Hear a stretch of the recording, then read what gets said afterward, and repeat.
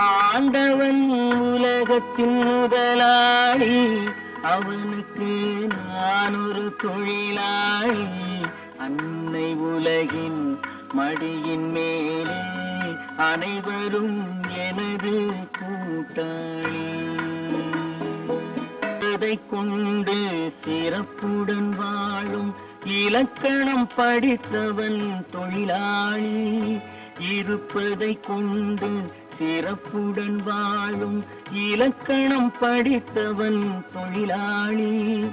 உருக்கு போன்ற தன் கரத்தையே நம்பி ஓங்கி நிற்பவன் தொழிலாளி.